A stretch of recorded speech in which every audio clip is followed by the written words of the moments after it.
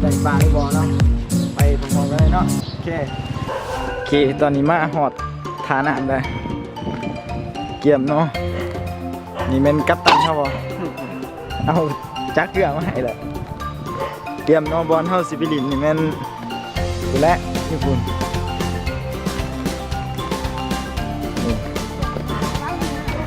น้ำบกพอส่วน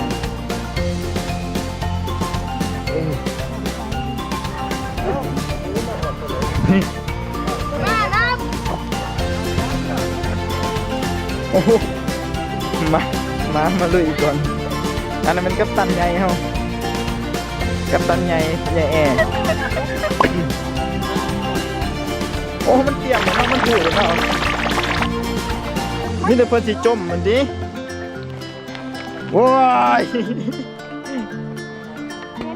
เดี๋ยวฟังกันเนาะไปเนาะ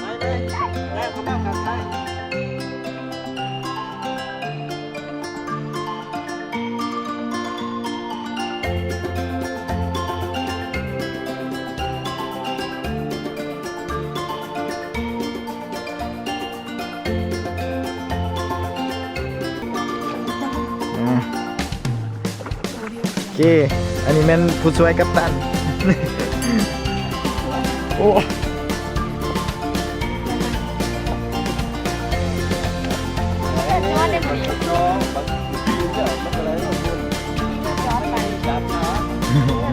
ก็ยืมมุ้งเขาก่อน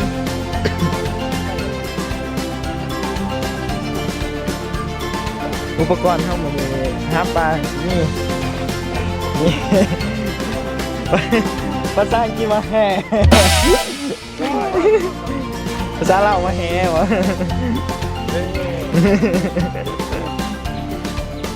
มองเน้นมองมาเลยเอาเนาะมือนี้เอาแห่ก่อนตอนนี้กำลังสตาร์ทเพื่อด้วยระบบที่ทันสมัยกดปุ่มสตาร์ทเอา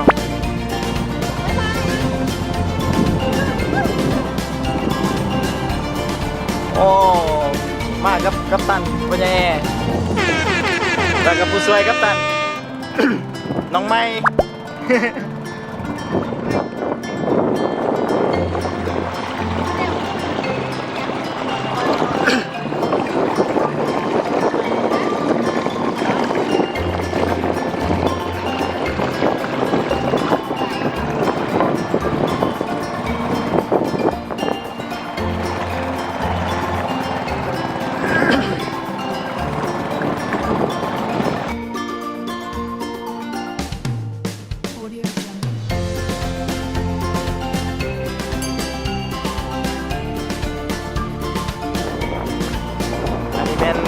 ข้าม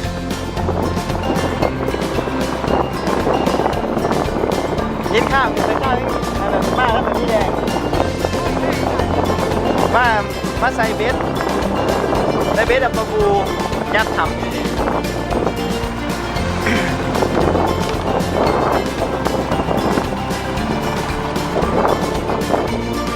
แต่ท่าของเรา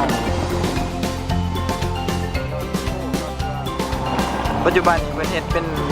กระตูมกันยังอยู่เพื่อให้นักท่องเที่ยวอยู่ที่มันธรรมศาสตร์น้ำก็ดีเป็นเขตบ้านนักหลวงนะ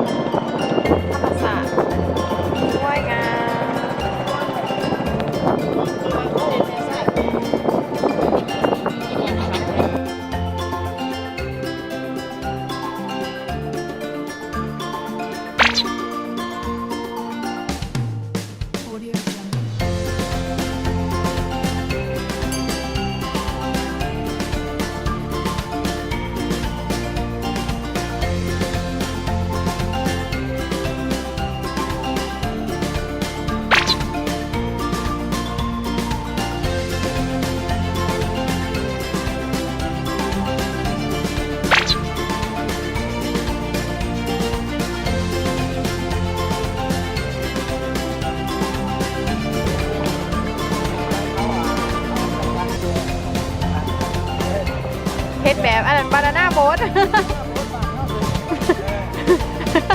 บานาน่าโบ๊ท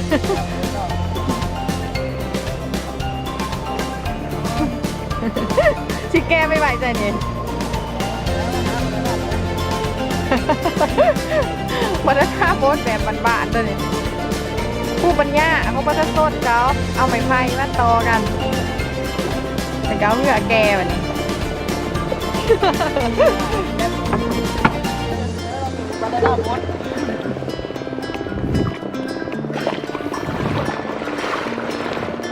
โอ้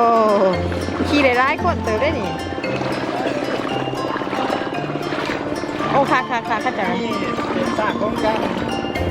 ท่องเที่ยวอยู่เนาะที่สมุทรสงคราม แต่ว่าอย่างแน่น้ำน้อยหนึ่งเนาะ ที่ว่า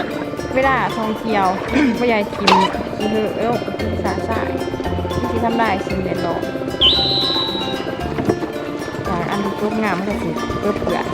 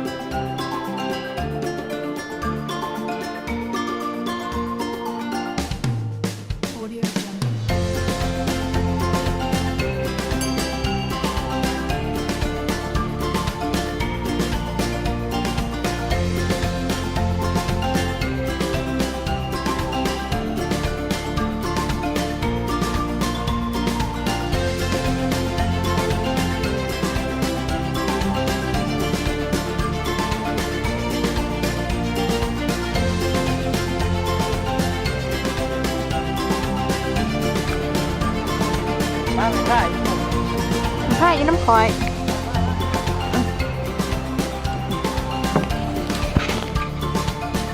อะไรเนี่ยมันล้อหินมันขาดแล้ว แล้วมันคือสิไปหาบอลไลท์บอก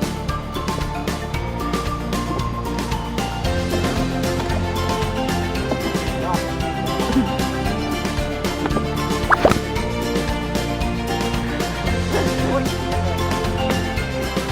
นแล้ว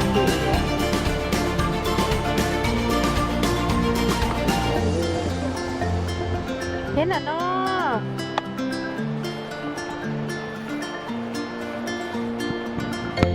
หามาไหนวะตาเป็นใหญ่พอ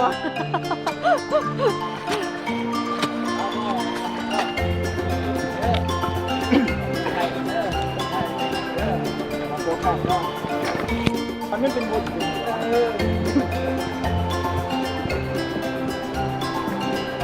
จะบอกขาดเยอะกว่า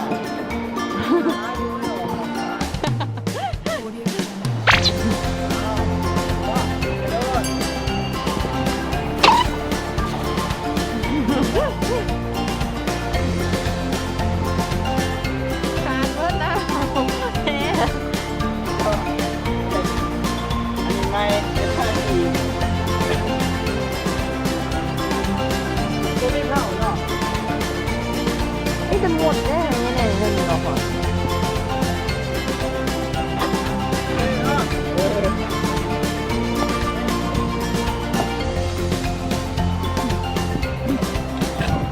เขาจะมาหาปากกาบ้าน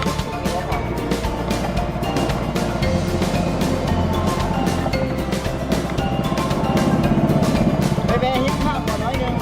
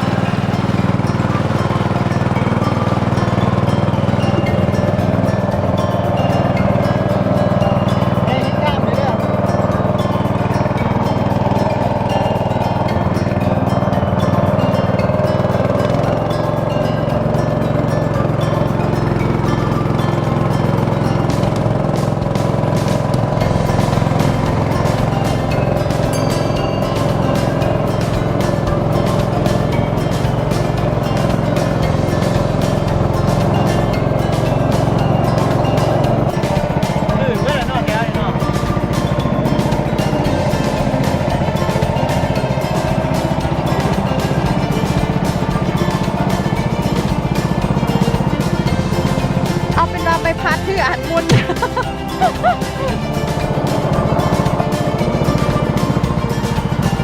โอ้ตื่นว่านอนแถวนี้เนาะมันแบบว่าหินหลายเนาะ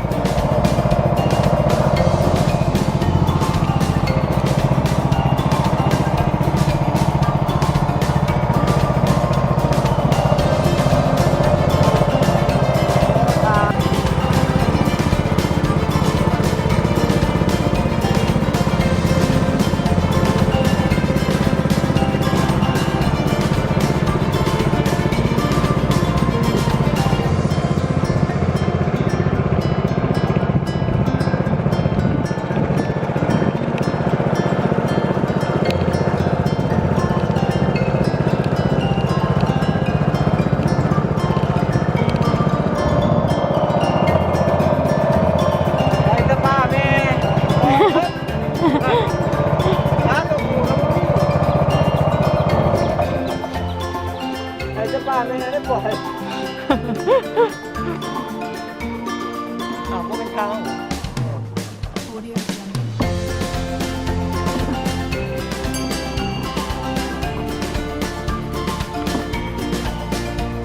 ตะกี้ด้านโคกโบมีไฟเองคนนะ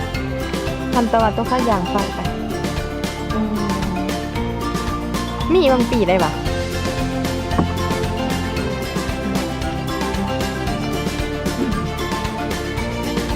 มันเป็นทาง